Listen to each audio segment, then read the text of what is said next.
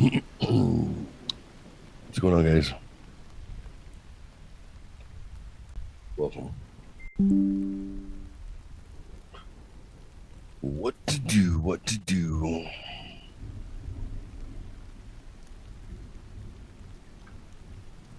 Hey, welcome to Show Phelps Show Saturday night. No, it's Friday night. I thought I'd do a little Friday night, just fun, just because it's 10:30 at night. Why not? Figured I'd do it.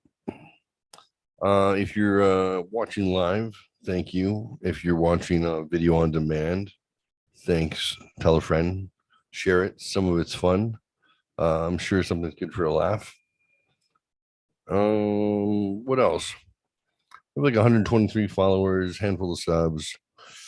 I stopped pushing it. I talked about it recently this week. I stopped pushing for people to join and promoting, and then just kind of turned it into my own therapy session. And it doesn't get as many viewers as it used to. So, what does that mean? What should I do? I don't know. I like to do what I like to do. I was thinking, it wasn't really hard, but I was thinking that it might be fun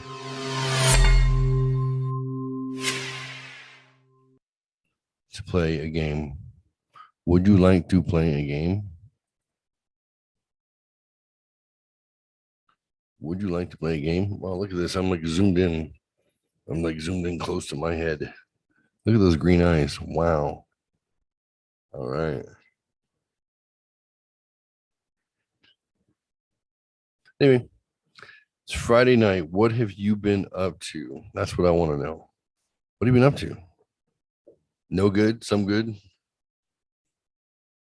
Finished my third week at my new place of employment, which happens right here, but also happens in North Carolina, Indiana, Texas. Um, yeah, it's interesting working from home. Like when I had to work in the office, I wanted to work from home. But truly, before that, I always said I would never want to work in the office or work at home because there's something about the process of getting up, having a routine, getting ready, getting dressed, shoes on, etc., getting your butt to work and going through your, get some coffee, do your thing, do the do. I find it's kind of important that I create a routine at home to work from home because if I don't, some mornings I find myself sitting here working for 3 hours and I realize I'm just sitting in my shorts, barefoot with no shirt on. I haven't brushed my hair yet, taking a shower. I know I don't have a meeting yet, but somebody could call in like any second. And I'm like, what am I doing? This is not a healthy routine. And then I find myself sitting at this desk working and working and working 6 a.m. until 6 p.m.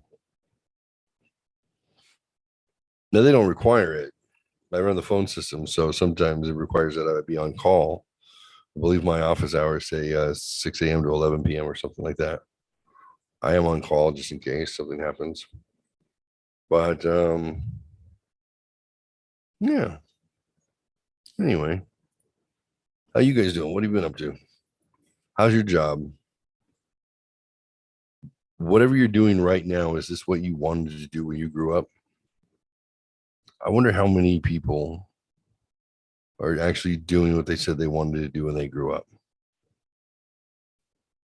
Go over to little kids and they make us get that construction paper and they draw us, somebody traces us, and then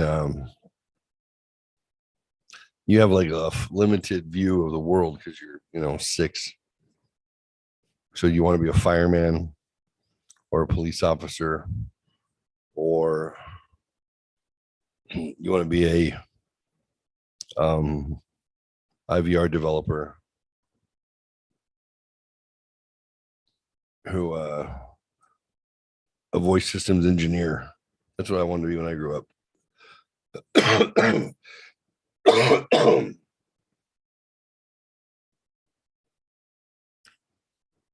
I used to joke that I wanted to be in radio, but that's not a joke. That was true. But my joke was that I actually went to college for audio telecommunications because I thought that would help me get a job in radio. And it kind of did. I mean, it did. But what helps you make it in radio is talent, not a degree. So I got my degree in audio telecommunications, and then I became an insurance agent. And then I did that for like 15, 20 years. Because every little boy wants to be an insurance agent when he grows up. Death of a salesman, that's an insurance agent, right? Glenn Ross, they're selling real estate. So sales. Why don't we I'm just curious as why don't we as a society like focus on sales much anymore? Which is literally what makes the world go around. I mean, sales and commerce is I have a job literally because of that. If the company I work for is selling retirement plans, sales. The company I'm working for is selling IT education, then it's sales. Anybody who works for a call center, and 20 some odd years ago, my father said, "Oh no, that's good. You know, you got your degree, and you know, you tried to do all the fancy cool things, and but you know, get a job in a call center, son. That's the future." And I thought he was being sarcastic. He's like, "No, I'm being serious." He's like, "Industry is going away. You don't need welders, and you don't need um geez, yeah, you don't need a assemblyman, you don't need a somebody to shovel coal. You don't need to be a smelter like your grandfather, like a smelter. Think about that. My great grandfather was a smelter in Arkansas in the 1900s, late 18, early 1900s. A smelter. 1940 census listed him as a smelter.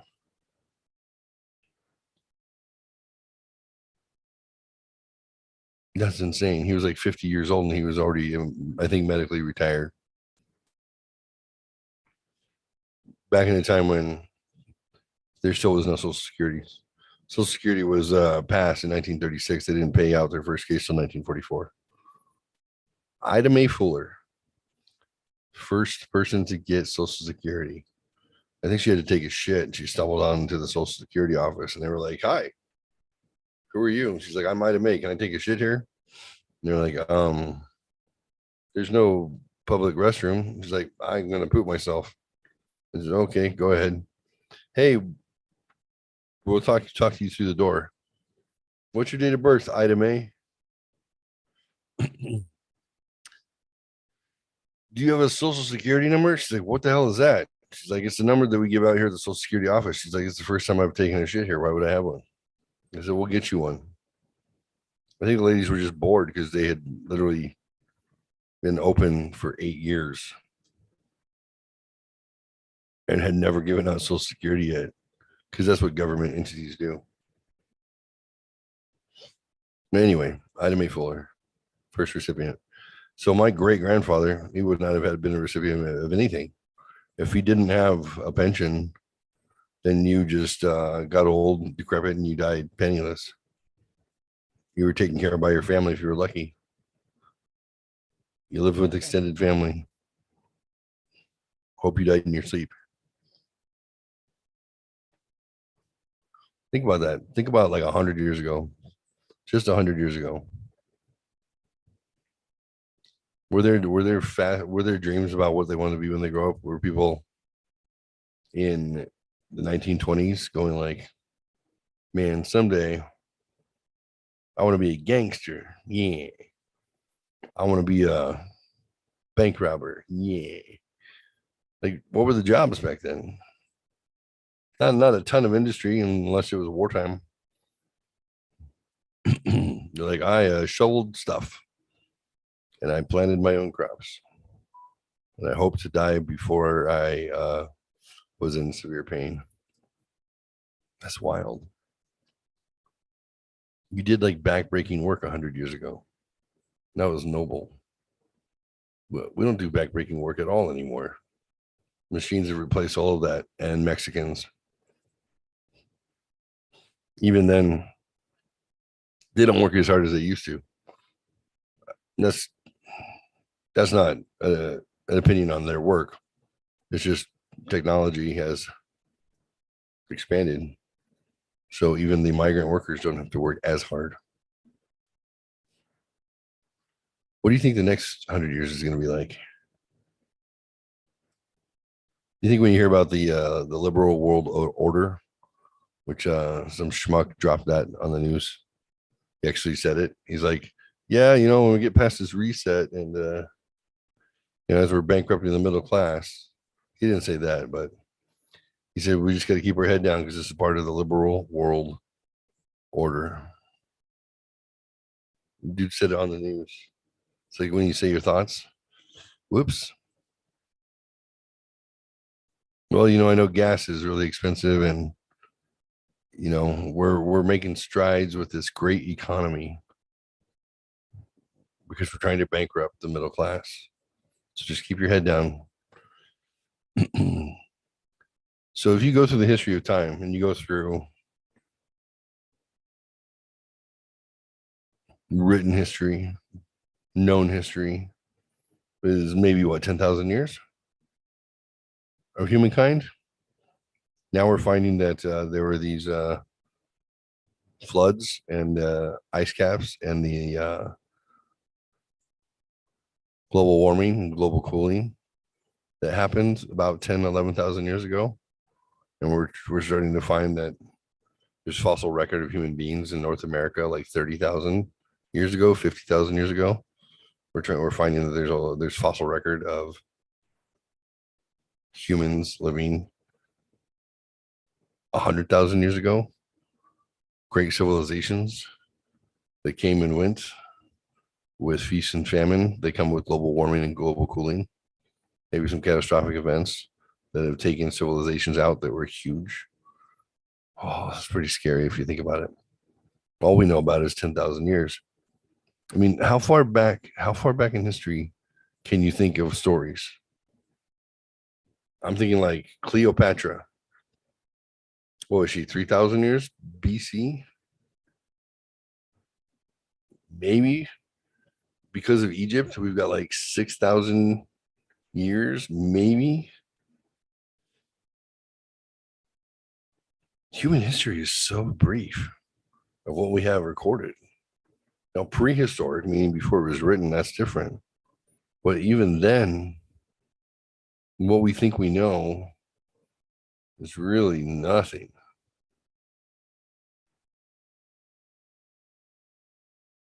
When I say we're all hurtling towards our death at an incredible rate of speed, and there's nothing you can do to slow it down.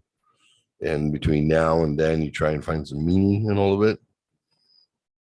Think of how insignificant and tiny we are in the universe. Just think of the last time you went out to the ocean and you walked out to the pier and you stood there and you realized as the waves stopped crashing and became calm and the wind no longer carried the noise of the people from the beach. And you're only what, half a mile maybe out into the ocean. And as you look around into the expanse of water, into the horizon, you get that overwhelming feeling of like, I'm tiny. I'm this big. I'm this big in the grand scheme of things. I'm not even an ant. Like the ratio of you the ratio of you to your house that you live in is what? How much space do you have? So what? So one to how many of you could fit in this place? It's a 1 to 800 ratio. So 1 to 2,000, 1 to 5,000 ratio. Then you take yourself into your neighborhood, your your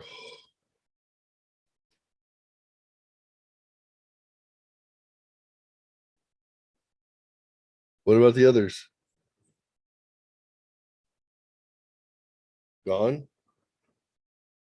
Four?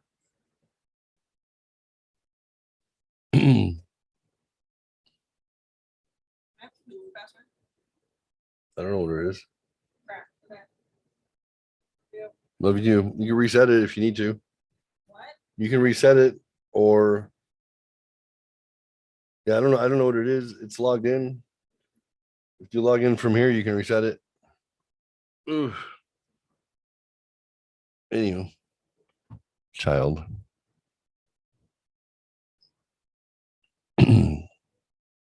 So the ratio of size of you to the universe is infinitesimal. It's tiny.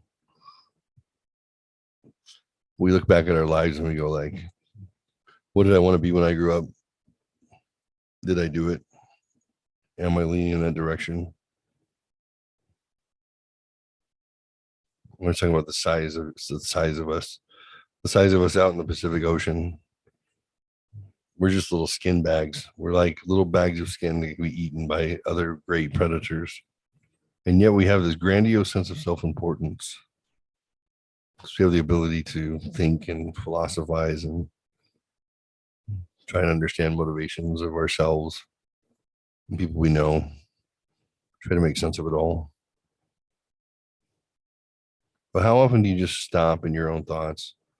Just stop, be still with yourself, and realize that you're alone, even if you're around people. But you're alone with your thoughts, and you always have been. You're going to die alone. And it's not too far from now. It's not too long from now. And you hope that your faith and you hope that your superstitions and all mean something in the end.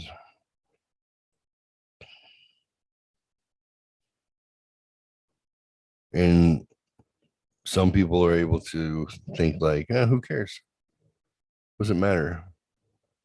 Some people are able to compartmentalize and go, I'm just living. I'm just going to live.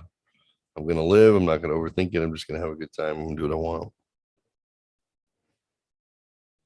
And you have other people who worry the whole time, always worried about something.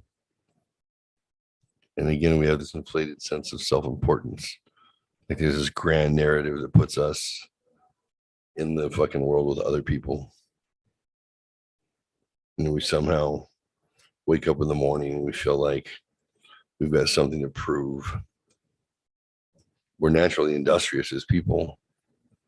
But what's actually kind of remarkable is the Marxist ideologues prove that we're not that industrious as people. If given a wage to live on and no pressure, people will opt out and not do a goddamn thing. But that doesn't mean that they're happy. It creates depression and it creates a lack of connection and it creates no sense of worth at all. And then the suicide rates go up, and because you don't find the self-help show, so you can tune in and be like, self-help show, I screwed up my life so you don't have to.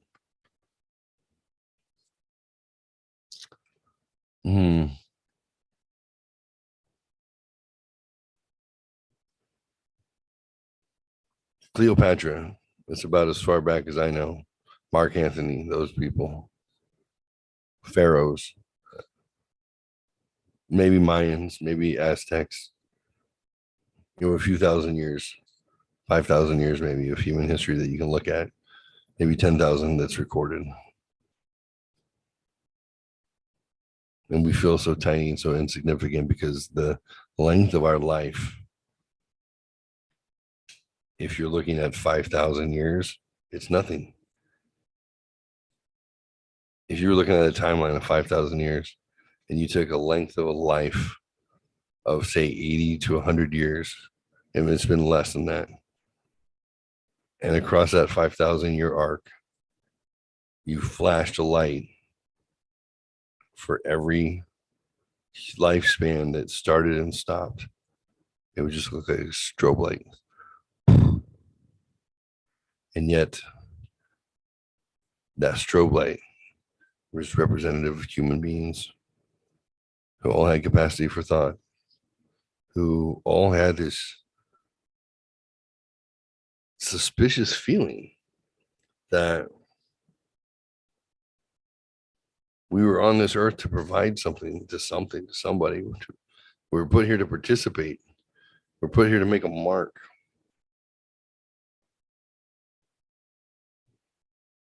I used to talk about when I was a kid, I felt like I was on the Truman Show before I knew what the Truman Show was.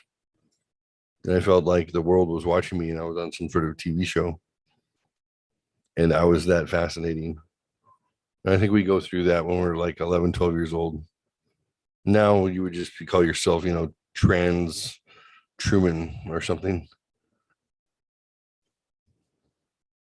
Because you can't just go through role play and fantasy ideas in your head and work through them and then move on. You have to become that thing, cut your dick off and,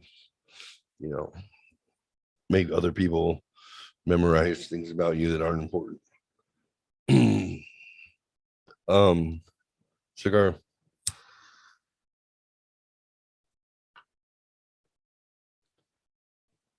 I was raised by boomer parents. So if you're Generation X like me, then you know that the streetlights came on at 5:30, and that's when you had to be home for dinner. The trash went out after dinner to the backyard. The dog got fed at 5:15. You had to mow the lawn on Saturdays, and you had to do your laundry and put it away. And then otherwise, streetlights come on. That's it. Just worry about that. Get up in the morning, you can disappear and be gone. Zero communication. Zero. There was no way to communicate with your folks anyway. There's no cell phones. We didn't have cell phones. We weren't even allowed to go in our friends' houses who had phones. We didn't carry quarters with us. We could play Hey Mister if we were at a place we weren't supposed to be, who had a payphone.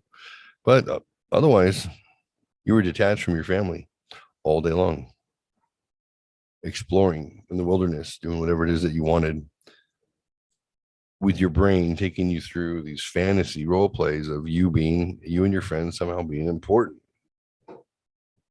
You play make believe, you come up with character names. And this fantasy play would happen. You would explore. You want to be an adventurer. You try and one up each other and be more adventurous than the other person. What is it with his innate human nature capacity for exploring things? It's there, at least in boys for sure. It's just there. You're just compelled to do it. But we would get hurt. We would get injured. As long as you weren't late for dinner, then you were fine. You could stab yourself, through the leg. And if you can figure out a way to get a tourniquet on that thing, then there was no need to tell mom and dad. It was not a big deal. There was no helicopter parenting. As far as you knew, there was no pedos in the neighborhood.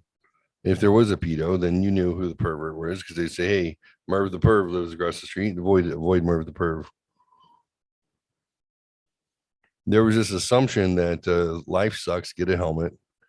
Little spit and a little dirt will take care of that. Walk it off.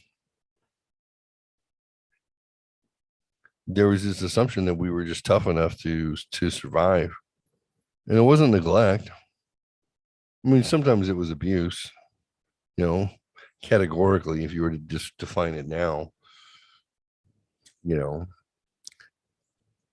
boomer parents would spare the rod to spoil the child. So they'd take a rod and beat the shit out of you with it. But it takes a village. If you were in the right village, they would take a switch to somebody else's kid for them. I remember getting spanked by daycare people in the bowling alley. I remember getting smacked. It was such an affront. Like 2 years old, I remember getting smacked because I don't know, I did something to piss somebody off. They slapped me, and I was like, I thought we were friends. What just happened? I remember thinking, like, well, you're an adult, as far as I know. Maybe they were 13 years old. They were abusing me. It was fine. But like that was acceptable. Like you'd have your friend's grandma, everyone had like a friend's grandma who was super nice, but when it came down to it, friend's grandma was kind of leathery, and she always had like a Pall Mall hanging out of her mouth.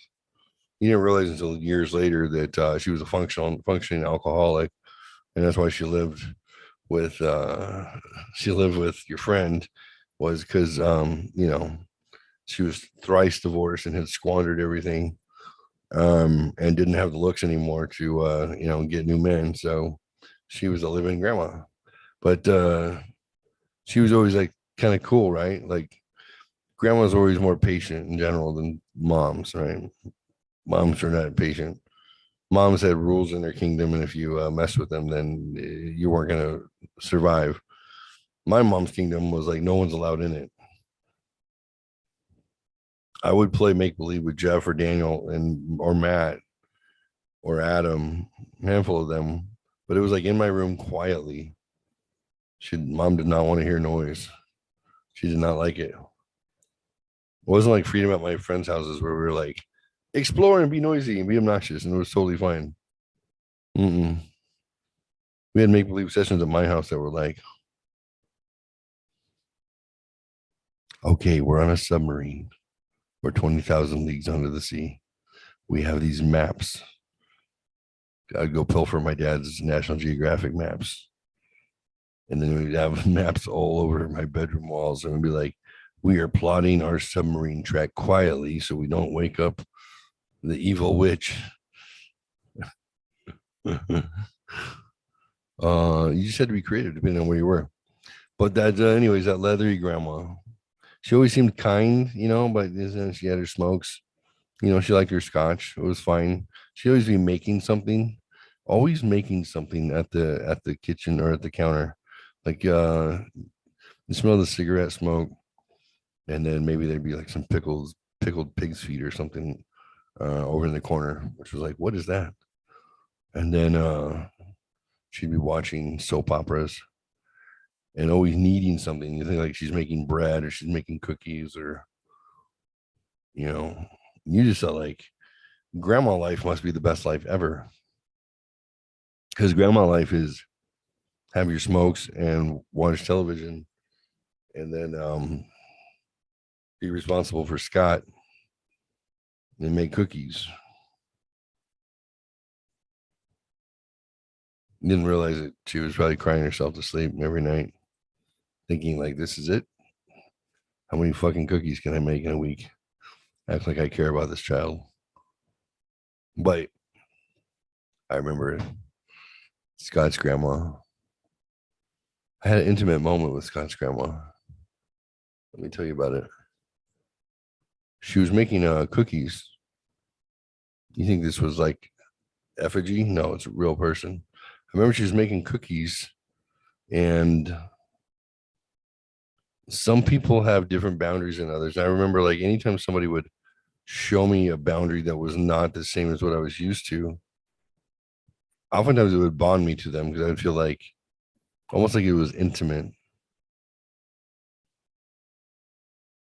Bear with me, stick with it. Scott's grandma, I remember Scott was like, "Hey, can I lick uh, the beaters, right?" And she was like, "Oh, well, like she had like one beater and she'd already cleaned the other one off." And she's like, "Yes, you can have the beater." And then I must have looked like, "Hmm, what about me?"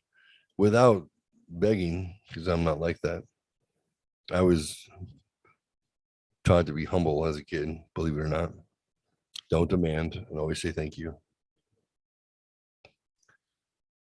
So I remember feeling a little sad that I didn't get to lick the beater, but I didn't want to look sad, but I think I did. And then she says, "Jeff, did you want some batter too?" And I said, "Yes, my name is Jeff." And then she had batter on her finger. And she said, "Here." And I saw the choo choo train coming towards my face. And I was like, and she's got a Pall Mall dangling. And she's like, blurry eyed from the, it wasn't Zinfandel. What's that? What's that yellow wine? It's really, really delicious. Not Moscato. Anyways, whatever the yellow one was from in the big jug, she had like 3 or 4 glasses of that in, and her fingers coming towards my mouth, and I'm like, and I'm trying to like think like, do I grab the what and she looks at me, she's like, and I open my mouth, and she put her finger in my mouth with a cookie batter on it.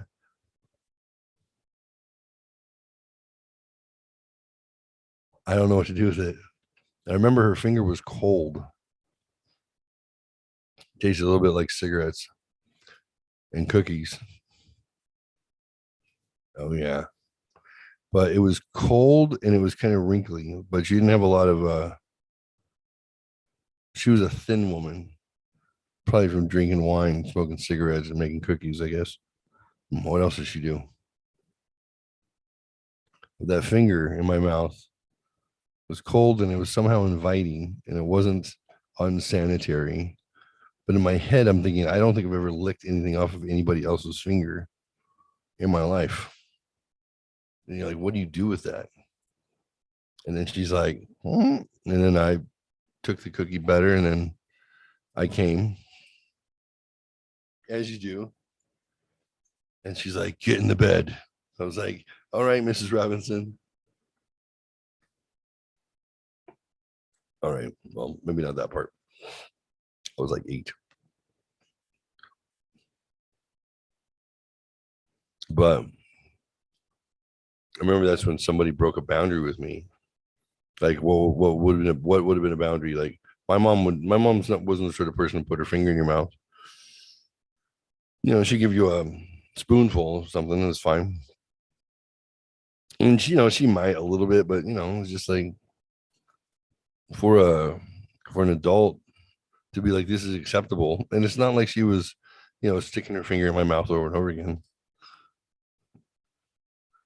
The weird shit that I remember thinking like, that makes sense. That's why Scott has a different relationship with his grandmother than I do. Like that there's this connected like intimacy that they had that was like very trusting and very, bonded.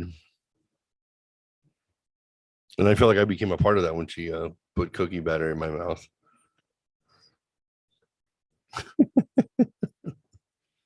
I was like, oh, I'm like part of the family now. And I felt a little stirring in my nether regions. It was the night before Christmas, and all through my shorts. And then, a few weeks later, I remember coming over and be like, "Where's your grandma?" And he's like, "She's gone." And I said, "Oh, where did she go back to her house?" He goes, "No, she died." And I said, "Oh,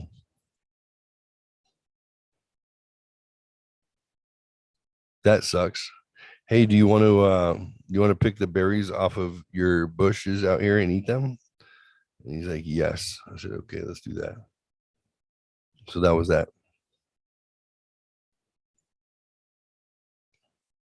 It happens. People die. But at least I had tasted her finger before she died.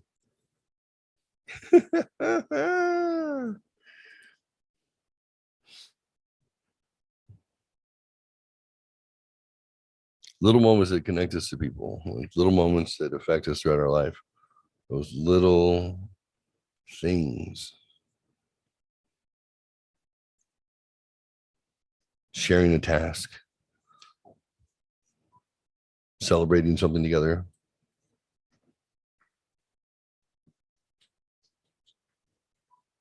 You know? Yep.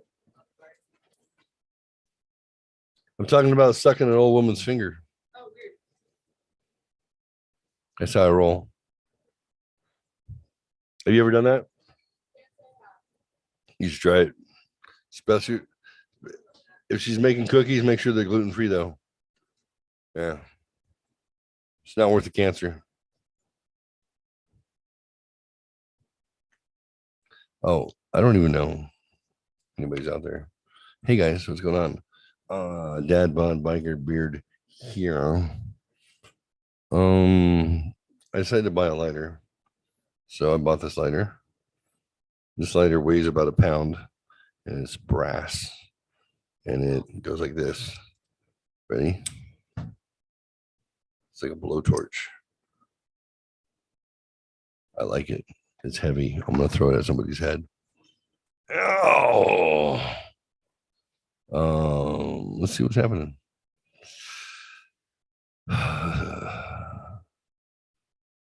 Stars shining bright above you. Night breezes seem to whisper, I love you. Birds singing in a sycamore tree. Dream a little dream of me. Coming up next, we're going to review rat poison that I bought to kill the rat's nest that my rats originally came from. I thought I'd already killed them, but I believe I've collected 5 more rats, and it's not because they were breeding. So I have to kill that nest. So I bought some rat poison. So I want to show you guys that. It wasn't exactly what I thought. I didn't know that there was different ways to get rid of rats. So this poison pellet stuff that I got was not exactly what I expected. It really wasn't. It's really unusual. So I'm going to grab it. We're going to go over that. I don't know how many rats we have now. I don't know, 25. They are entertaining. They do get a little smelly. I get like newspaper, recycled newspaper pellets for them now. Because you get them that, big bulky stuff. They make a mess. Actually rats are relatively clean. They actually go out of their way to not make a mess of their place. Now, unfortunately, they will take whatever detritus they don't want in their home anymore, and then they will kick it out onto the ground. And then you have to go sweep up all that shit. But they're like, hey, not in my house. I started doing some entertaining things with the rats. Well, entertaining to me. Some of it is a bit obnoxious, I'm sure. I will tell you a little bit about that in just a second. It says I have a commercial spot. What the hell is this? What did I make? Atomic Dork Squad opening. Huh. Ethics in 60 seconds. Lord Jordan Peterson. The Price of Divorce. That's a good one. Mama Fox Devil Punch. That's a good one. Movie poster. I'm trying to find a show spot. Shelf help show 90 seconds. I think this will work.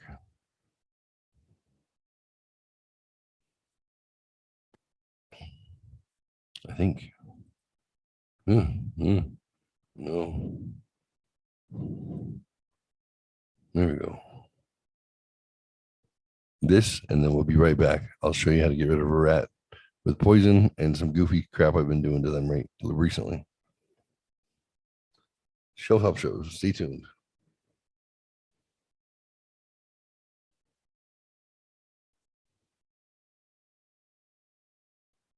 I'm ready.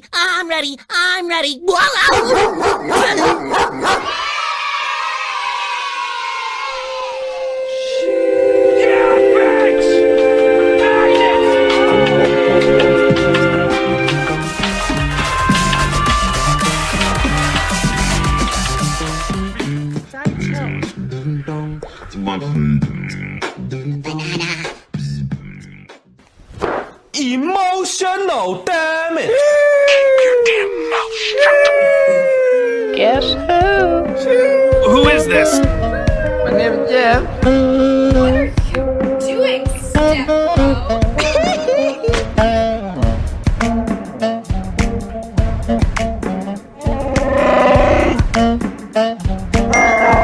You are part of the Rebel Alliance and training.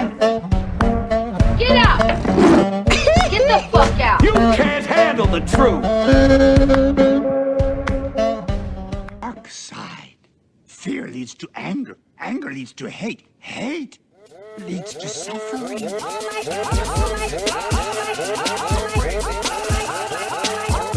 Hello? Oh my God! Hey, I'm off the deep you ever been in love? Daddy, you were in love. I love you. And you will know my name is the Lord when I lay my vengeance upon thee.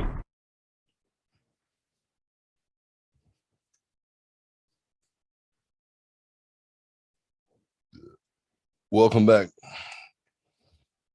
This rat zero. So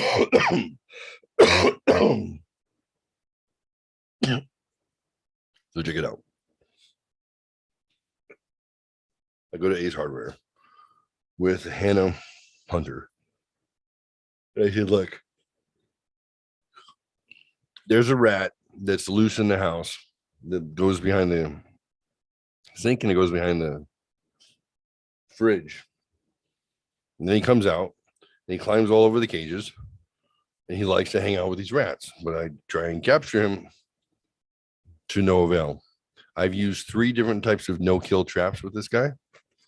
And here's the thing. I don't want a rat wandering around my house unattended. No thanks. I don't need rat shit unattended. I don't need rat piss unattended. Rats don't have bladder control, so they just leak wherever they go. So the difference between fun and infestation is fun is on your terms. So this one effing rat, he's getting big now. He's a decent sized guy. But he has been able to survive all of my no-kill options.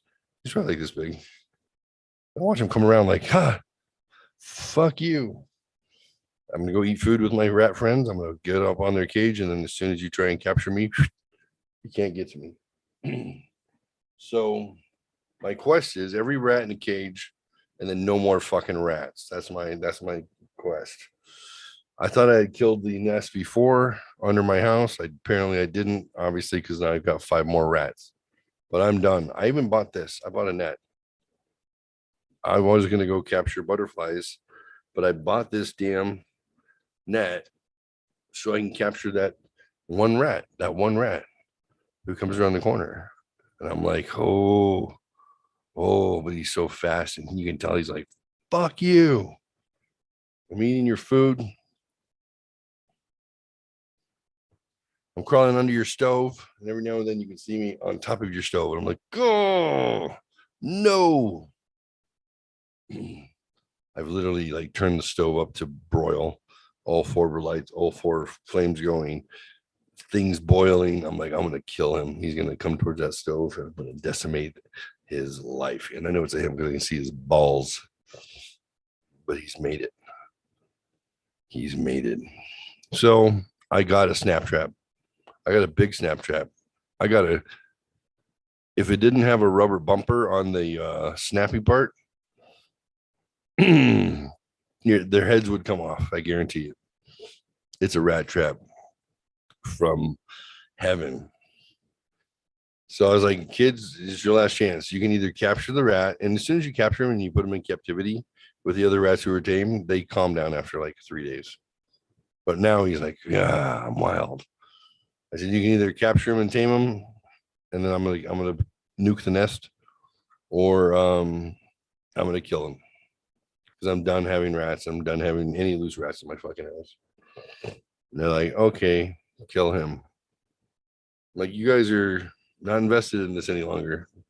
That's cool. I'm okay with that. That's what it is when you're a dad. So I've got peanut butter loaded on this trap. I bet he thinks he's smart as fuck. He hasn't gotten into it yet. And then I started going through these fantasies. I'm talking to the love of my life on the phone earlier, and I'm being a goofball. And I'm like, look, you never let a lesson go when it comes to your children or your pets. Okay, there's a lesson in everything, or employees, as a matter of fact.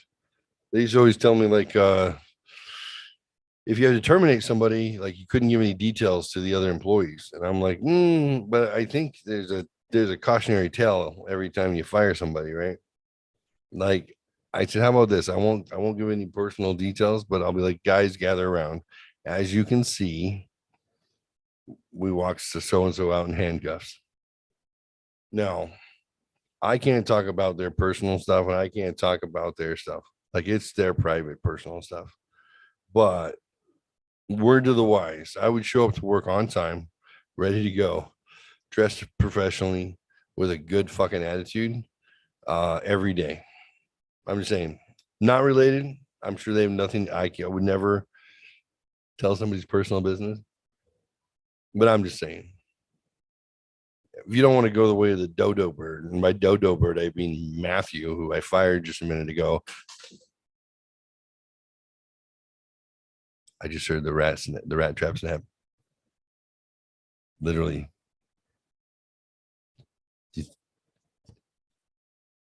It either killed it immediately or he got away with it. What do you think? I didn't hear a squeak though. Kind of excited. I'm gonna go look. This is the fucking lesson. I'm gonna show the other rats. I'm gonna be like, I'm just saying, if I were you, I wouldn't be kicking shit out of my cage anymore. So let's find out. I'm gonna go get it.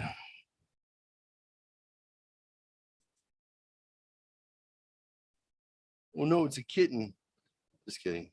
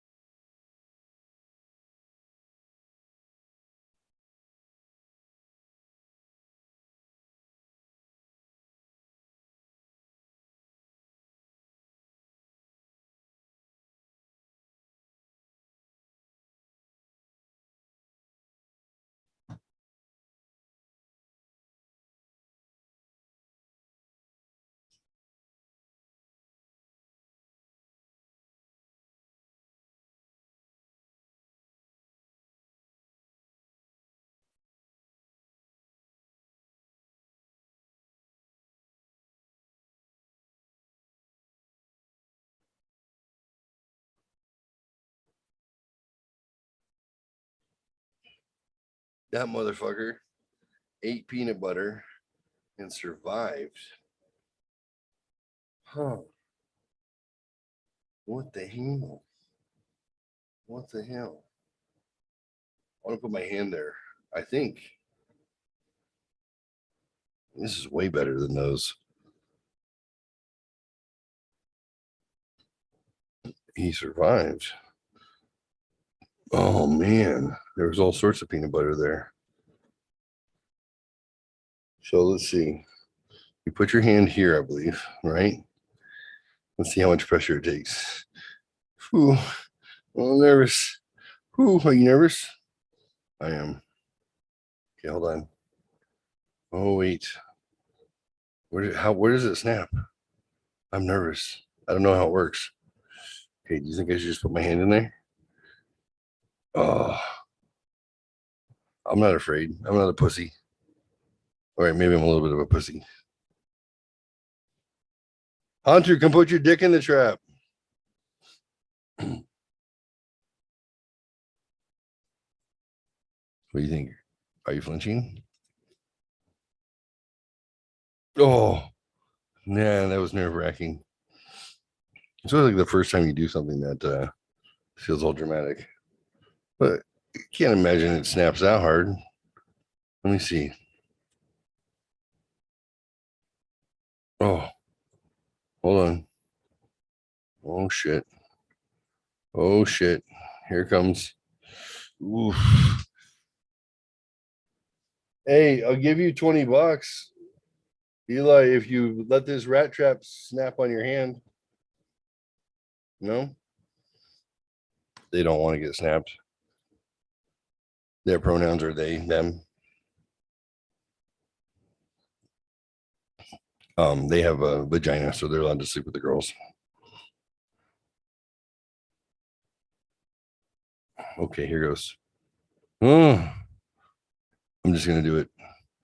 Hunter. Hunter. Hunter. Hunter. Motherfuckers. You want to make $50? Okay. Oh. That's not fucking around. Like that's some high intensity. Look, if they didn't have that rubberized thing, I swear to God, Rato would lose its head. But this rat is so cocky that it ate the peanut butter off the fucking trap, snapped right next to me, and he went back behind his fucking little perch. What do they like other than peanut butter that like so much that I can get him to? I mean, does peanut butter work not just on, getting dogs to lick your balls, but also rodents? Let's see. Ooh, okay. Oh shit. Oh, I see how it goes. Oh, woo, scary. Okay. So make sure the peanut butter is down inside the well. So he has to get his effing noggin in there and then take his head off. Okay. I'm thinking we do this. I've got 20 rats, 10 in each cage. I say we play rat roulette. We just toss this into a cage and see who goes first. What do you think? There's different generations, different ages of rats in there. So we'll be able to, put some odds on who's dumb enough, who's smart enough. I think Elmer doesn't get killed right away. He's pretty smart. He was stuck on a glue trap. That's why I named him Elmer. I almost literally just put my finger there to smooth the peanut butter. Fucking moronic, Jeffrey. Moron.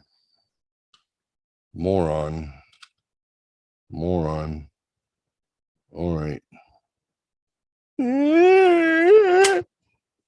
My God.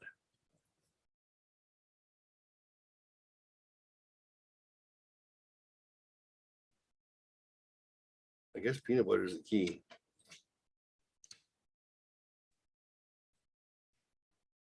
How do I? Oh, let's check this out. So this is the rat poison pellets that I got. At least that's what I thought it was for.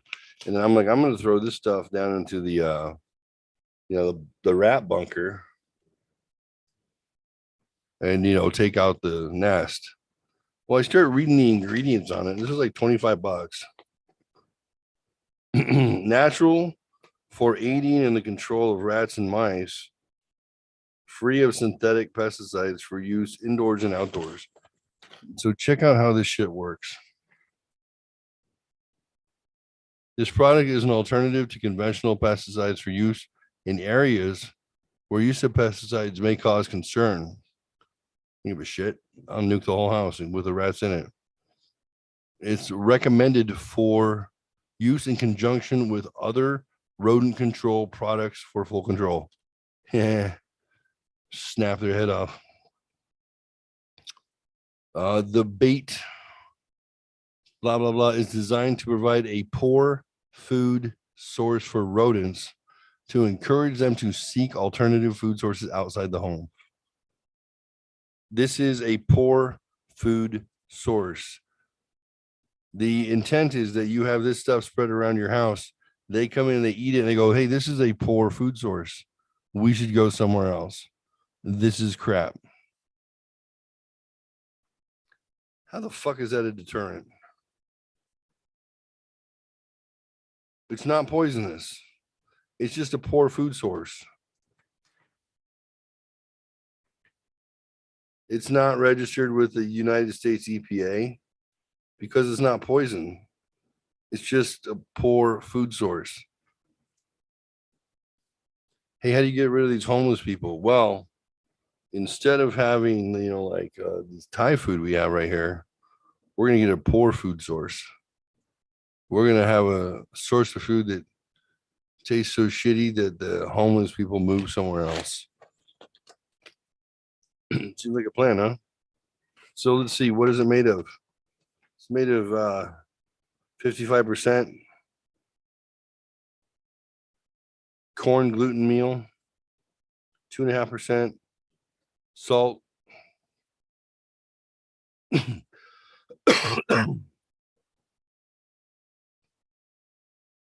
43% cracked wheat. Excuse me, sorbitol and wheat flour. The poor food source is corn gluten meal. Yeah, that's what they feed your livestock, is like corn gluten meal. But rats aren't even dumb enough to eat that for long. They're like, yeah, let's build this place. This is garbage. Somebody figured this out. I think it was the people who was making, they were making cow feed. They're like, man, the rats won't even eat this shit. That's how bad it is. Let's sell it to people so they can sprinkle it in their house as a poor food source. Well, I'm feeding 20 rats right over there. Like, so there's detritus in and out of that cage that the other rat will eat. So this is not going to work. I got to go back tomorrow and I'm going to get high grade poison. Rats are unable to vomit. That is why poison kills them. So that, I'm going to snap their heads off. So tomorrow poison. Today, I guess I got to put this thing back down. Little fucker. He survived it. I don't like that. I bet that rat knows how to, like, oh, they learn too. They learn. I bet he knows. He's like, oh, I can look around here. I'm like, no, you can't.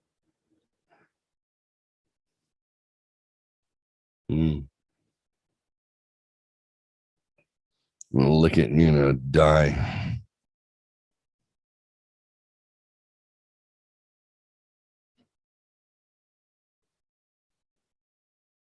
Hey, catch. All right, I'm gonna put this back. Took a little while. But these other rats are gonna learn their lesson. When they hear that snap and that screaming, if it doesn't kill them immediately, I'm gonna be like, see what happens when you kick your food out? I don't play. Have you seen the videos on YouTube or YouTube or Twitter or no, whatever? What are they on? Instagram. Have you seen any of the reels where like the dog is watching the human?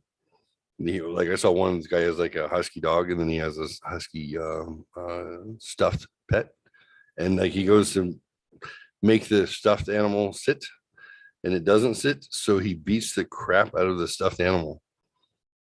And then he takes the stuffed animal again and says sit, and then he makes it sit perfectly. And then he turns to his actual dog, who's a husky, and the husky goes, whoop.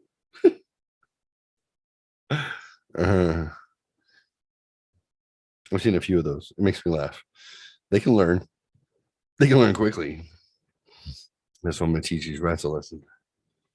You see that? That was your sibling. That's what happens when you're pompous. So I like to do a thing, since there's 10 rats in each side, about approximately. I had a half of a small watermelon, so I cut it in quarters, and I put 1/4 in one side and 1/4 in the other side, and I didn't chop it up. It took one day, and I threw the rinds away today, completely clean. I'll take a what's that damn fruit? Mango, like the yellow mangoes, the ones that are better than those big multicolored ones. Take a yellow mango. I'll peel off half the skin. The skin's not very tough, but I'll peel off half. Set it down. Other one half. Set it down inside the cage on a rack. The next day, I come out and they will have pushed the pit completely cleaned off. Just the pit through the bars. They're like, okay, we're done. Take away our garbage, please. So this morning, I always think like they always they tell you obviously with your mammals feed them fresh fruits and vegetables along with some sort of a pellet substitute that has vitamins and minerals.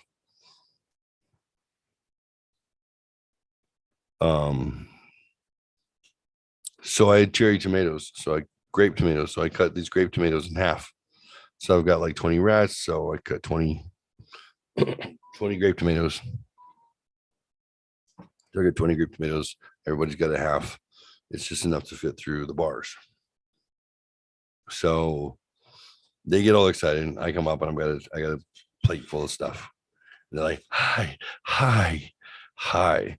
And they're very accommodating. They're like, hi, is it snack time? We have snacks. I love you very much. You're my favorite human in the whole wide world. I was wondering if I could have a snack. And here you go. Here you go. Here you go. Who wants a snack? Here you go. And they're up at the top of the cage. I want a snack over here. I love the taste of tomato juice, I guess. I don't know. What is this? And they're taking it and they're kind of like a human child. They look not as enthusiastic once they figure out they're getting half of a grape tomato each. It's not about the volume. It's just like it's a tomato, slightly acidic. It's a fucking tomato. A couple of them are like, it's the best tomato I've ever had.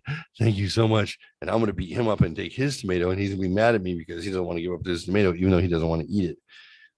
I found it's actually a good way to get your animals to eat their nightshade fruits, which a tomato is just let 20 of them compete for it, and then they're gonna eat their fucking vegetables, right? Pretty remarkable. So I do the half grape tomatoes for these guys, half for these guys, and then I have the mean bastard, the big black guy on the end. What's his name? Mufasa. I don't know. He's a big vicious guy who likes to bite. He's a hostile son of a bitch. The fact that I haven't taken him to become anaconda food is, well, it's just a matter of time. He's not going to last that long. But anyways, I keep Grumpy isolated, and I give him his stuff too. But he's like, yeah. I'm like, this is the reason why you're by yourself. So you're an asshole. You understand that, right? That's literally how he acts. I'm like, I found myself standing there with a butter knife thinking, I can stab you to death. And I'm feeling kind of ornery right now. And as far as people, I'm waving a loaded mousetrap near my face. I just fucking realized that. You guys waiting for it to snap my face off? I'm just gesticulating wildly with this rat trap. Jeff lost his nose in a rat trap accident. I'm an idiot. Let me go put it down. He's angry. Ooh, I want to give him the peanut butter.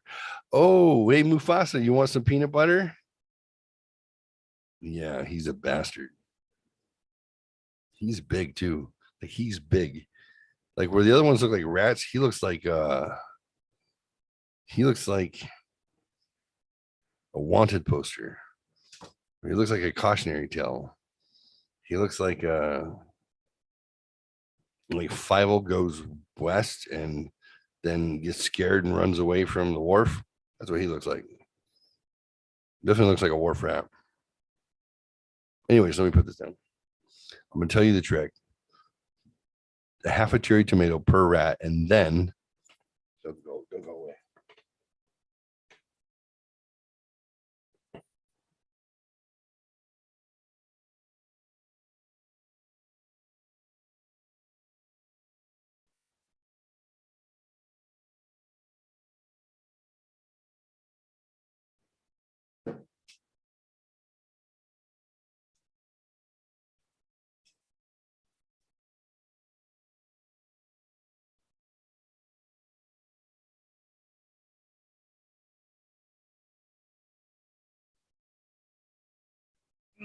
All right.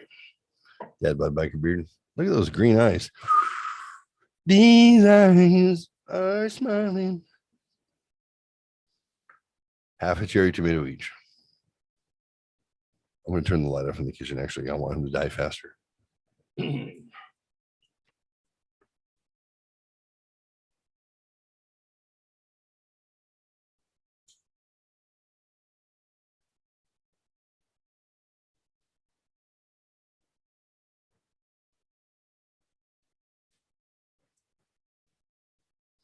Hello, darkness, my old friend. I turn the light off over there.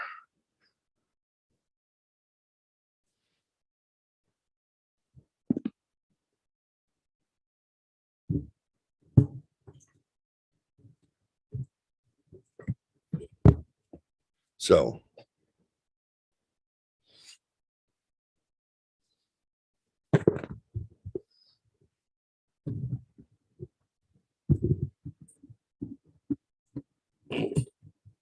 here we go. Some mood lighting. It's a little better. Yeah, let's go ahead and shut this thing off. Mood lighting. Yeah, that worked. Red light.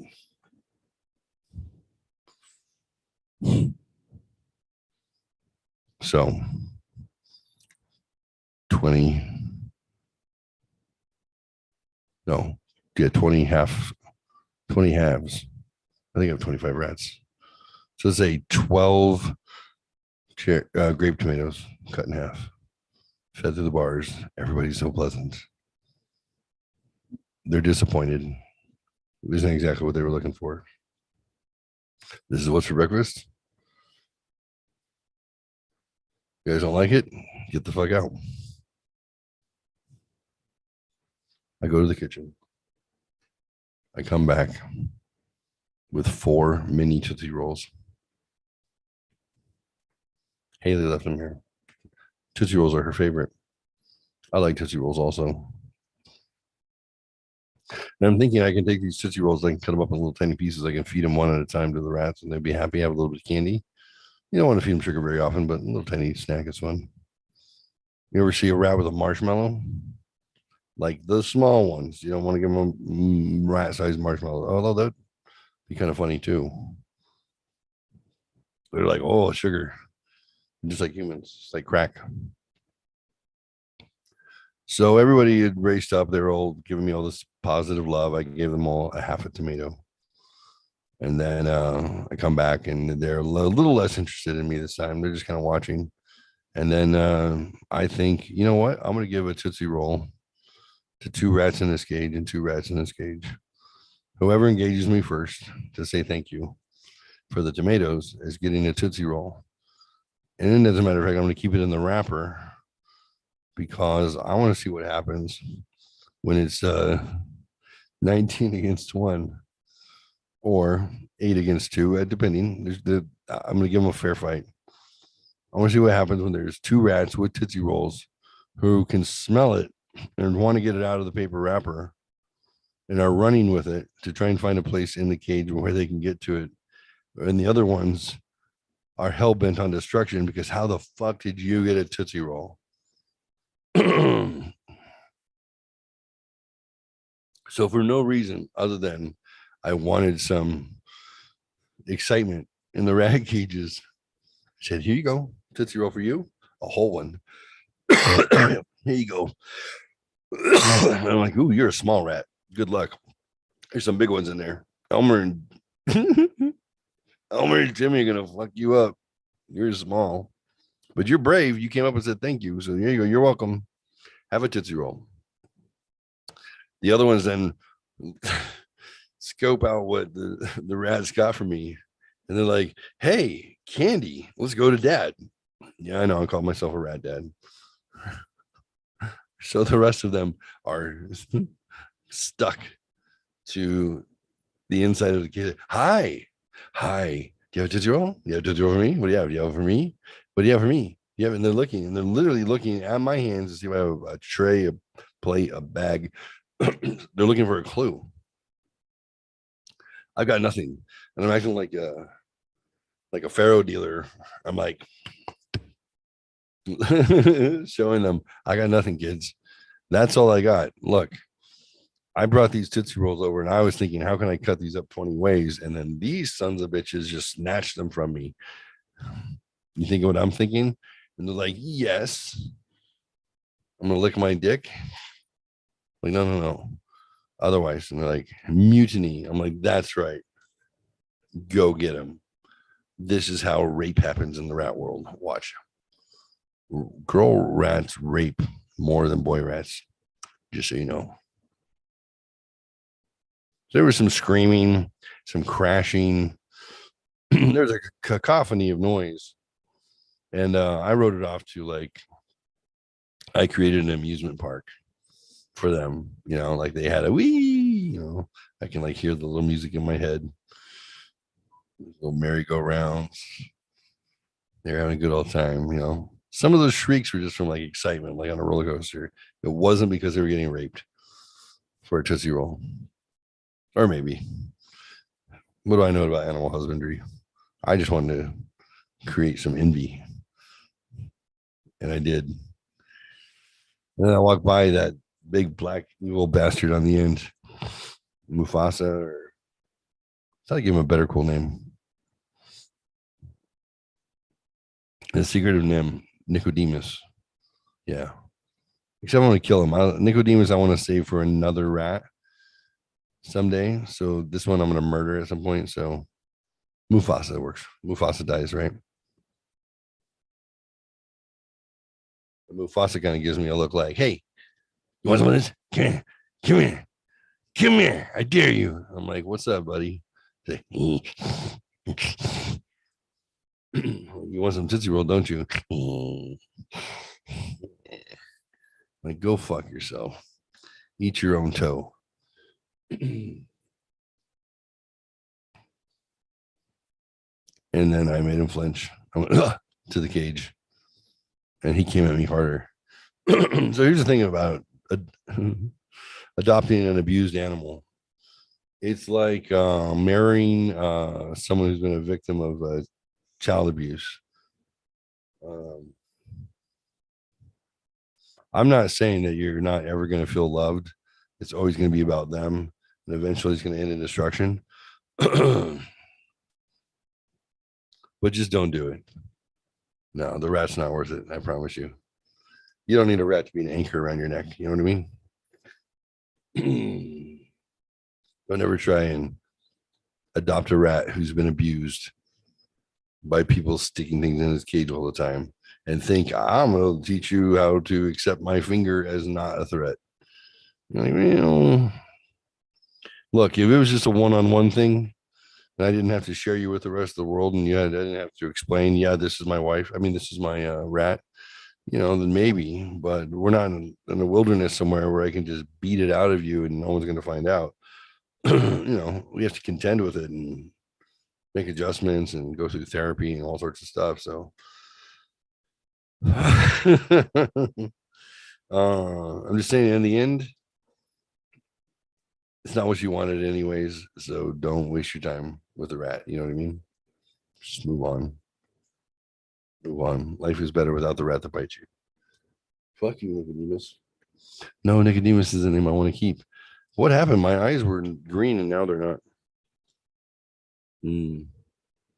So let's come full circle. I only want to stay on long enough to hear that rat die. You guys hear that snap? I'll bring it over and I'll show you. I could totally be your ally up until the point where you're pleased with yourself for winning. And then when I get a nose for revenge, it's bad. So Rebecca told me. I'm like, look, I'll be on your side all the way till I'm not. If I get pissed, or you have the audacity as a rat or a human being to push my buttons, piss me off, and then be like, what are you gonna do about it? That's when my evil comes out. I'll show you what I'm gonna do about it.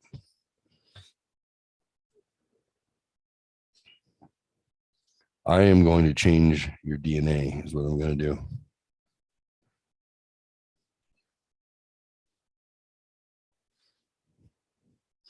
I spent 5 years at a company just to outlast the owner of the company.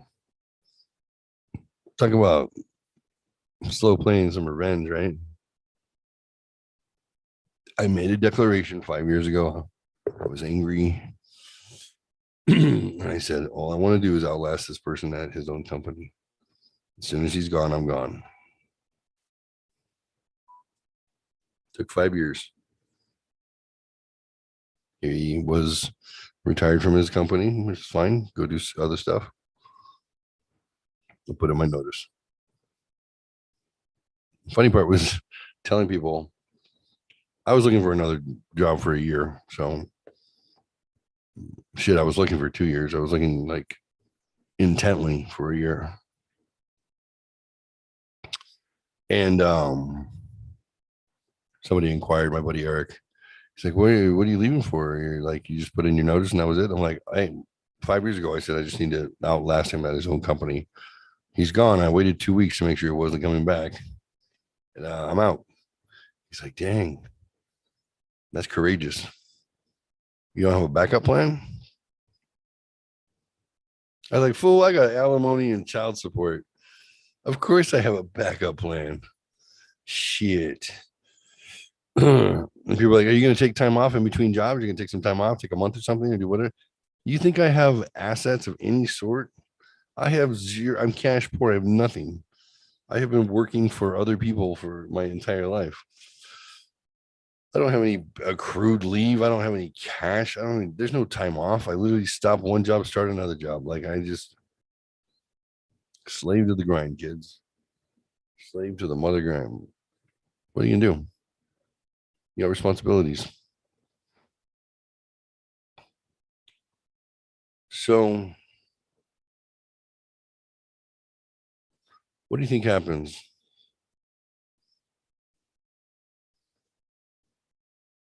With all this group identity politics, all this push towards, new world order crap, bankrupt the middle class, make everybody dependent on the government.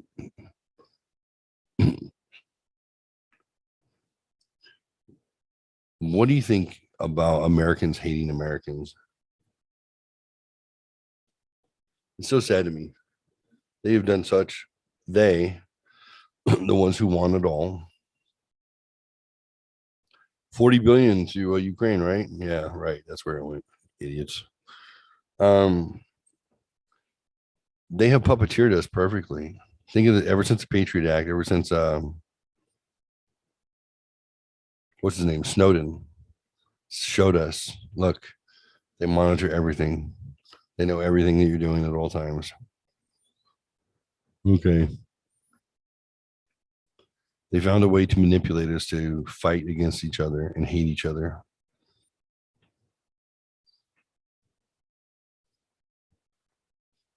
Where there's no independent thought, there's no unique thought, you're not allowed to be a free thinker. It is you either are with them or you're against them. You either repeat their mantra or they want you dead. Like, it didn't take long to make that happen. Group identity, you're either with us or against us. If a progressive makes a decision to do something, then if it's questioned in any way, shape, or form, they literally become violent and militant about it. And they want to hurt you for daring question anything. You're not allowed to question anything. If you question, you're a racist. If you question, you're a homophobe. If you question, you're a transphobe. If you question, it's crazy. Like, I want to see their playbook, especially when you're watching the news and then Biden says something, whatever it is. Let's just pick a word to say inconvenient, to describe something. Let's say unlikely. The event is unlikely, and then everybody on the news repeats it, and everybody just has the same talking points. And you're like, I know the propaganda has existed since time immemorial. I get it.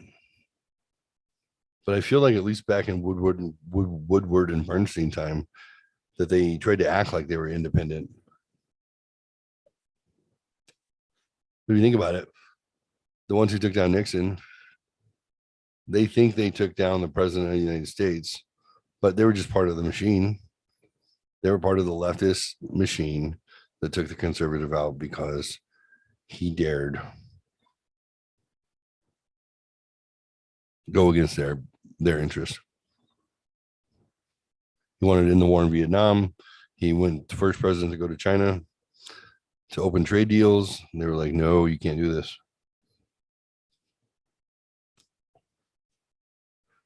You know, in hindsight, that Nixon was not a crook. He didn't know what was going on.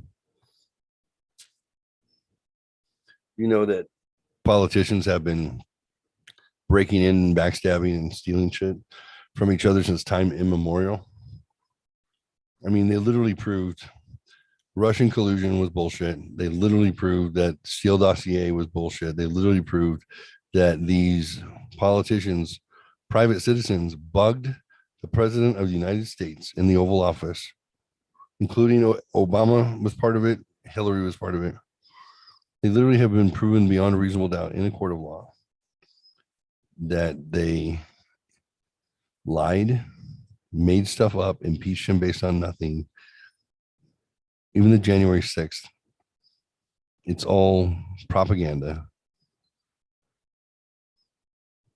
And nothing happens. Nothing.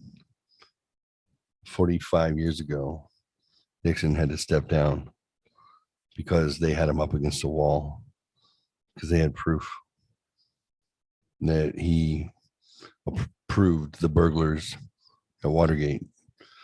Watergate's a hotel. They broke into the Democratic National Convention offices to get some psychiatric records on somebody in order to discredit them.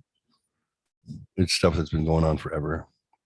Instead of ratting out everybody and saying, hey, did you know this political machine, literally, that's how they behave? It is lies, continuous lies, in order to discredit the other party. From the left, lies, not from the right. The right is more like lies, like they get caught doing stuff untoward, and then they lie about it. They're like, I don't suck dick. I'm a Christian man. And then they're like, hey, you're toe tapping in a public restroom and sucking some wiener. Well, that wasn't me. Your mouth is on his wiener. I mean, all right, maybe it was me. Jesus will forgive me. Yeah, but your wife won't. She's taking the kids and everything. That's the kind of lies you get from conservatives, is family values. My family values are stronger than my predilection towards sucking off teenage boys. That's the lies you get from them. From the left, you get like, well, grooming and sucking off teenage boys anyways. And then they just lie to your face. And they're like, well, no, he's 40. You got a problem with that? Oh, you're ageist, huh? Is it because I'm white? It's because you're racist. I have a personality disorder called pedophilia. It's in the DSM-5. You going to treat me poorly if I was schizophrenic too? Huh? Do you often abuse people with mental illnesses? Pedophilia is a mental illness. Well, actually, it's a personality disorder along with sociopathic, psychopathic, dissociative affective disorder, which all kids have now. All kids are DID. All kids have multiple personalities because then they can explain their behavior with, well, I was somebody else in that moment. Will we please take the DSM away from fucking school age children and quit teaching them all the varieties and brands of crazy? My youngest can tell you every disorder that's out there. Onset, diagnosis, symptoms. So you wonder why you take your kid to go see a shrink and they're like, well, your kid might be schizophrenic, have a dissociative affective disorder. I'm like, I'm sorry. This kid did not have some sort of traumatic trauma experiences that shaped her personalities 9 different ways. Like, you're talking about like infancy sexual abuse. Like, none of that ever happened to this kid. Her mom and dad got divorced. She didn't get 9 personalities. Knock it off. But it's like, because I'll beat all 9 of them. I don't give a shit. I'll abuse all 9 of those children. I will punch them in the mouth and make them go take out the trash 9 times. No trash in my house because I love them. All 9 of them. Is that wrong? No. My daughter does not think she has 9 personalities. But she was reading off to me one day from her memory. Well, I have a friend who's neurodivergent and less neurotypical. I'm like, that's a cool word. And labels. Let's not come up with that. Why don't you just call your friend weird? Yeah, that's not nice. Oh yeah. So we'll call him a weirdo. Yeah. Maybe we'll call him queer. I mean, unusual. We're not going to call him DID though. I don't like that. You're not a doctor. Don't diagnose. And she wound up with Tourette's. I had to go through that. And I was like, literally your older sister has Tourette's. And we've watched her suffer through it. Not be able to control herself. Humiliate herself. Never wanting to draw attention. And I can tell you, my hand to God, what is an involuntary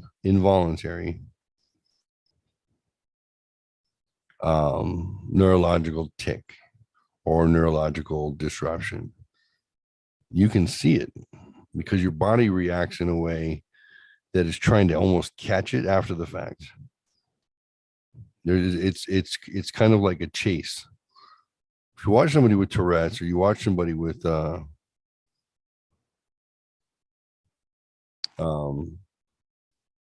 like neurological tics, their defense mechanism isn't to suppress it, but it's to catch it. Like that thing happens and they're like, brr, and they're trying to not get ahead of it, but trying to get a hold of it. That's their suppression. And when you watch somebody wind up and then tick, that's different. If you're pushing tics, it's not involuntary. If you're trying to catch them, it's involuntary. You're welcome. I'm going to write a scientific paper about transient tic disorder and how to identify if one of your children just wants to be special and when enough is enough and you should throttle that person and shake them. That was a fun discussion. The ex-wife rather was like, well, I mean, she says she does. So what are you going to do? I said, what do you mean? What are you going to do? She doesn't. So you say, no, you don't. Knock it off. And you can take her to the shrink and she's going to tell the shrink's going to be like, whatever, I'll give you meds. What do you want? Like, the shrinks suck these days. I'm sorry. Like, don't cater to my child's imagination and don't cater to my child's mental defects as if there's something to be celebrated. She shouldn't be shunned, but there should be accountability. This was a year or two ago. There should be accountability.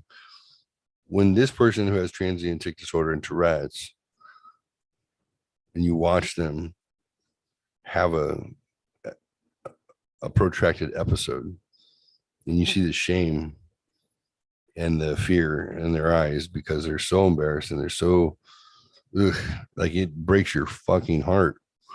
Then you watch somebody wind up so they can get enough energy behind them to make all sorts of spastic movements. And shut the fuck up. Dad's not stupid. Trust me. I know the difference between that humiliating, like, it happened to me, and oh, really? Why don't you add a whistle to it? Your sister has it sometimes. She whistles. Sometimes she's like, but you see it happen to her and she's like, oh no, stop it. Never shame. So I remember telling this kid, I said, listen, she says, you're not honoring who I am. I said, is who you are a series of grunts, ticks, and pops? Is that who you are? You identify as noises that are interrupting. You identify as, I said, because I watch you. When there's nobody around, you don't do a fucking thing. I understand social situations can create tension and can create anxiety. So can exhaustion, so can a handful of things. There are some things that will allow that tick disorder to get out of control or have an episode. I said, but going to the grocery store and there's a crowd, and then you want to start acting like I don't know, Robin Williams and Mork and Mindy. It's an act. I said, here's the thing, kiddo. I'm not honoring your behaviors. Well, I mean, if you don't acknowledge that I have Tourette's, then you're not accepting me. I said, cool. I'm not accepting you. Cut the shit. You want to kill yourself? What? Do you want to kill yourself because I don't accept your Tourette's? Well, no. Are you sure? Do you want to harm yourself or others? And I mean that. I mean 100%, 100% serious. 100%. We've gone through some scares before. Do you want to harm yourself or others because I love you because you're my kid, but I don't love some of your behaviors and accept them to be true? I accept them to be behaviors, but I don't accept them to be things that how you label them. I accept that there is something going on with you, young lady. And yes, I just misgendered you. I accept that there's something going on with you. I accept that you definitely have something that's diagnosable going on with you, but it's not what you think it is. It is not transient tic disorder or Tourette's. You have something. Do you want to honor that? Because here's the thing, kiddo. This is what we can do. Your mom doesn't know what to do, so it's okay. I'm going to make the call on this one. She's afraid to take you to the same doctor for your transient tic disorder because he's not only a neurologist, but even he's had 2 kids who have gone through it too. As you push your grunts and pops, as people with neurological disorders have to chase them, he's either going to come back with a diagnosis of no, you don't have this. There's something else wrong with you. You should probably see a psychiatrist. Do you want to go that route? Because my IQ is at least 100. I was there when he diagnosed your sister.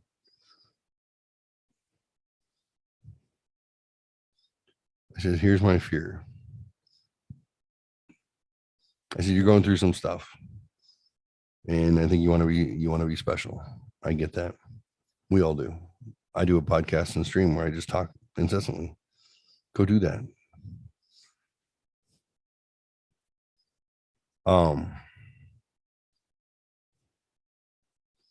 If we take you in for a diagnosis and it is diagnosed as not that, then that means we have to take you for a diagnosis to find out what the problem is. And what if the problem is that you're schizophrenic? There are certain diagnoses that you don't want to have as a juvenile because it will follow you for the rest of your life. And you can be considered occupationally handicapped, unable to work, danger to society. There's all sorts of things that they can decide that you are. Narcissistic personality disorder, sociopathic. What's the other one? What's the one that Amber Heard had? Histrionics. I said, I think you have histrionics. I think you have a personality defect called histrionic disorder. You need to be the center of attention. You know why I think you do? Because I think your dad has it too. Because I don't score on sociopath or narcissist. I don't. People would assume that I do, but I don't. And it's not because I'm smarter than the test. Narcissists and sociopaths don't ask, am I a narcissist or a sociopath? It never dawns on them to even check. I probably have what's called histrionics, so syndrome. Need to be the center of attention.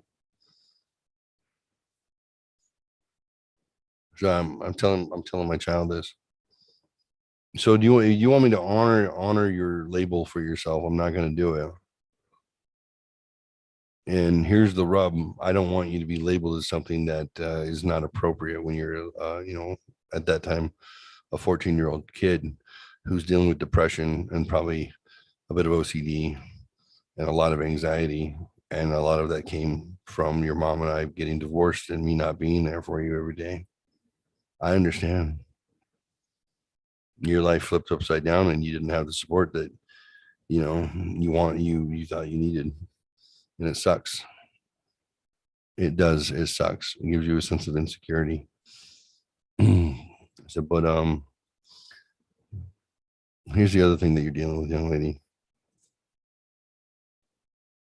You want everybody to be friends with you, but in life, you're not supposed to have that many friends.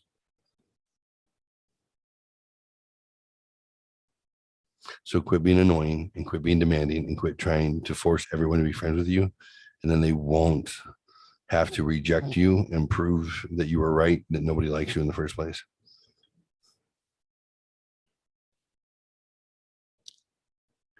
And I love you, by the way. So we're working on, I brought this up a couple of times, but we are working on this, and you guys should work on this too. This is goes with self-help show mottos. Who are you? Like, how do you identify yourself to yourself? And I don't mean pronouns, I don't mean all that bullshit. Who are you in a couple words? And if you just say your name, that's fine. Be your name. What are your core values? What are 3 core values that are most important to you? Tradition, respect, love. Like, what is it? Pick 3 core values. And if you don't know, go look it up online. What are core values? Take a core values test. Find out. You take a test, it'll tell you what your core values are. And then lastly, what legacy do you want to leave behind when you're dead? That's what you should be doing. That's what all these teenage kids should be doing too. But just as humans, can you identify that? Who are you? Name yourself. What are your 3 most important core values to you? And then what legacy do you want to leave behind when you're dead? What's your impact? And it's a moving target for the rest of your life. But at least if you're not sure the meaning of all this and you're not sure what you're here to accomplish, then be able to answer those questions. You ever had somebody like ask you that before? Who are you? I'm Jeff. No, who are you? I've had this happen. I'm Jeff. Who are you? I don't know what you're asking. Who are you? I'm a dad. No, who are you? I was like, oh, this is getting really awkward. I'm a employee. I'm a hard. No, who are you? I said, I don't know. Yes, you do. Who are you? I'm my father's son. No, who are you? My friend asked me that question probably 40 times until I quit trying to answer that question by comparing myself to everything else in the universe. When I finally went blank and I was like, who are you? I said, I'm Jeffrey. He's like, yes. And I was like, how is that different than the 40 other times I answered that question? But it was. Because you try and relate yourself to everything you've done, everything that's happened to you, rationalize everything as being this is how it affected you and this is why you do the things you do. But we're not merely a product of every event that's happened in our life. We're not just a product or accumulation of experiences. We are very not complicated, and at the same time, we're very complex. But if can you answer that question? Who are you? And not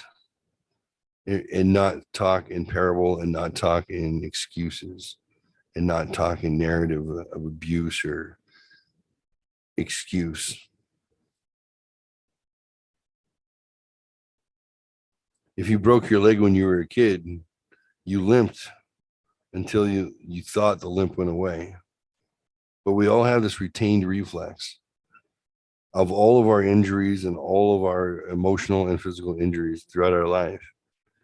And although you walked with the crutches and you had a cast, and then eventually got the cast off, and the leg was weak, but then eventually you learned to use it properly again, and you feel like it went back to just being like your leg. That break has been with you the whole time. It never went away. You never reabsorbed that damage. You never reconciled that damage. You never healed completely. You have been limping on that break your entire life, because we're not taught how to face trauma and how to fix it. We're taught how to take trauma and rationalize it, compartmentalize it, minimize it, stuff it away.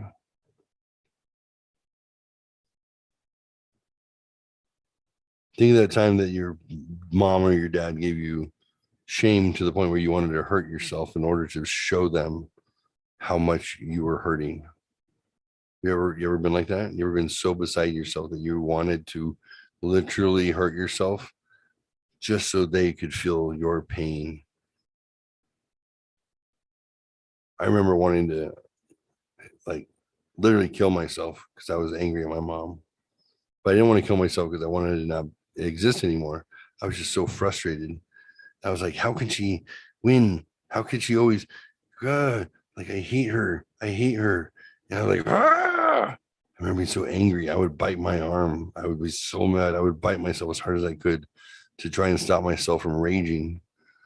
And I remember looking around my room. I was like 9 years old, and I'm thinking I could hang myself in the closet.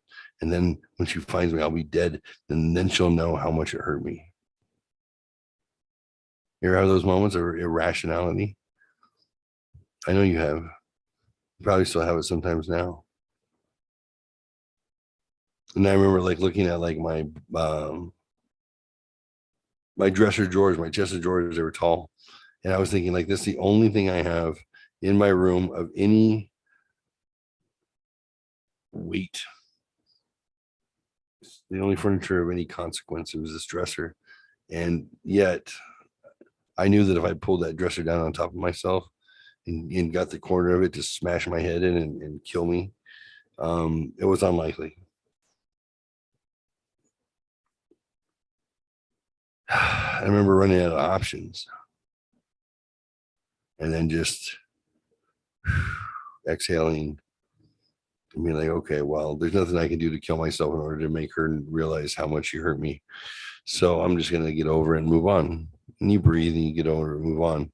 But you know what? If you don't contend with that moment in your heart and forgive, you're going to limp for the rest of your life emotionally because you had that happen to you.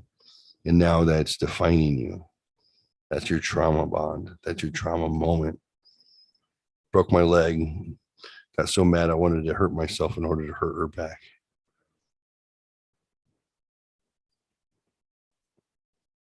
So you got to find a therapist. You got to find somebody who can help you through those things. You can go through your past and you can dig up those hurt points. And here's the amazing thing about healing from trauma is you have to name it first. You have to name your pain. You have to identify it, but then you have to name it. And now when you name it, it is no longer the responsibility, it never has been, but it's definitely not the responsibility of the person who inflicted that trauma.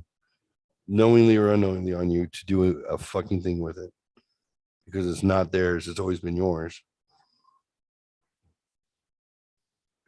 So you have to identify it and you have to name it, name your pain. And then you have to, if you're going to declare to that person, this is the pain, and this is how I felt, and this is my truth. And now I forgive you. You have to forgive with your whole heart. They don't have to forgive you. They don't have to apologize ever. The aggressor never has to. The person who in your head was the one who hurt you, it's not their job to ever apologize back. But if you want to heal from trauma, you have to name it. You have to address it. You have to forgive. And then you have to let it go. Now you can have like trauma with somebody in your life that's so bad that the only way to heal is to change the nature of that relationship with that trauma. Sometimes it means you can't associate with that person anymore. Sometimes that's how bad it is. But it's not their fault. They're not obligated to fix anything. But sometimes your trauma and your pain is that bad. But you still have to forgive and never ask for anything in return. And now you change the nature of a relationship with that trauma and or that person, and then you can heal and move on. That's a nutshell. Do you know that?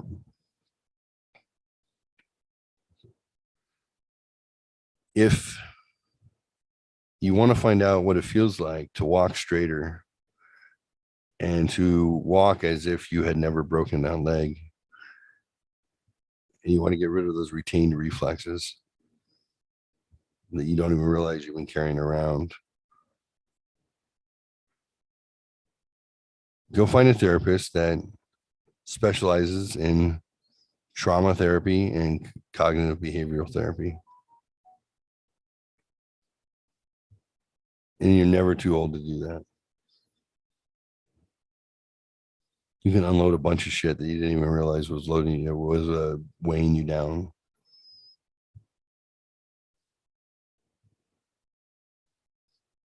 Pretty amazing. Well. I want to hear that trap go snap, but I guess it's not going to happen.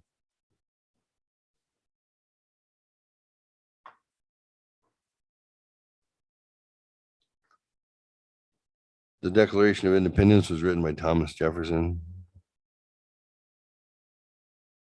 July 4, 1776, when it was signed. Thomas Jefferson was all of 26 years old. And he wasn't the only author of it, but James Madison, a little bit of Hamilton, a few of them, the framers, of the Constitution, same as framed the Declaration of Independence. But for the most part, the guy who went home with the quill pen and the multiple quill machine that you can have four quills and you can, this was called photocopying back then, or it was mimeographing. That was TJ, 26 years old. Within the course of human events,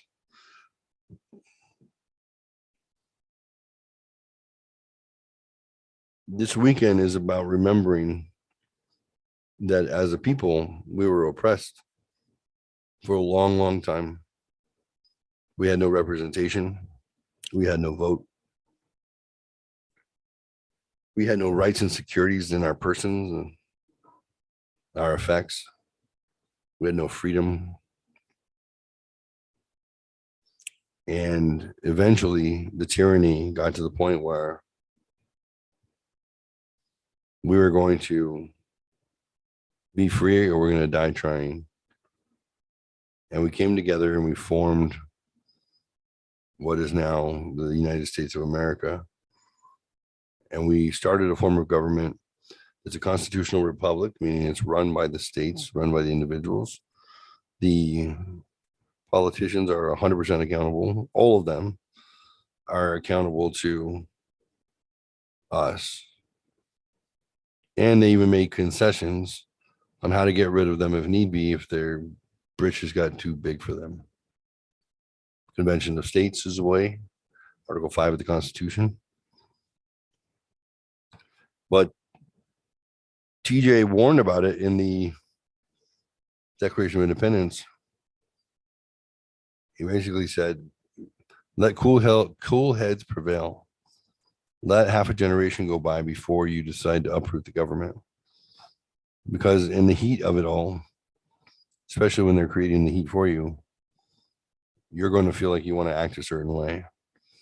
But you need to give yourself some distance, and you need to evaluate what's going on through the lens of that next generation. And you'll find that the fires of passion will subside quite a bit. You might realize that in the moment you were just being provoked, because the last thing you want to do is have civil war. However, we have formed this government specifically to utilize that as a means of taking control back if necessary. So don't ever forget it. So the idiots who think that the nuclear option is off the table, who are just playing with fire. Let's remember we came together as a country, and we've been politically split plenty of times, but we've never been so emotionally and passionately at odds with each other for rhetoric and ideas that barely matter. Don't join a cause. Join your brother for some discussion. There's a lot that can be done.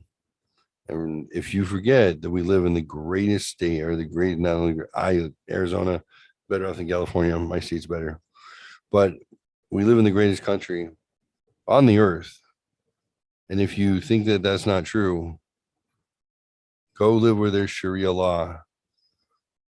Make some ridiculous claims about your gender and be shocked when they remove your clitoris with a nail file and some fingernail clippers.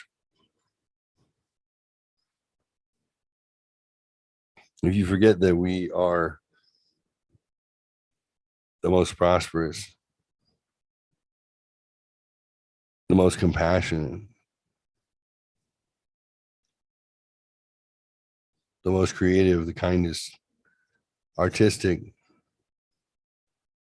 badass country, then go check out Venezuela, where they have no rights. Go check out 180 other countries where you have no rights the way you have rights here. So exercise your right for life, liberty, and the pursuit of happiness. You have the right to pursue happiness. Stop letting the emperor tell you that he's wearing a beautiful robe, because he's not, and he's full of shit. Stop giving power to things that should not have power. And here's the thing, believe it or not, if you become aware that other people are trying to manipulate you, and you look at them and you say, hey, you're not manipulating me. I'm not doing it. I'm not masking up. I'm not locking down. I'm not hating my neighbor. I'm not, smoking weed and ordering DoorDash, getting fatter and lazier like you want me to, so I don't pay attention to what's going on in the world. You go, no, it's my world. It's my country. These are my brothers and sisters. And you don't get to tell me what to do anymore. You only have to do that for like 5 minutes. And then the assholes take their toys and go home. It's only a cause as long as they can pursue it. So get smart, pay attention, love your country, love your neighbor as yourselves. Love yourself, for God's sake. And that's the motto, right? So I'm going to end the show there. Love one another and love yourself. It's the whole thing. Rather simple. Love one another, love yourself. God bless America. Have a good night.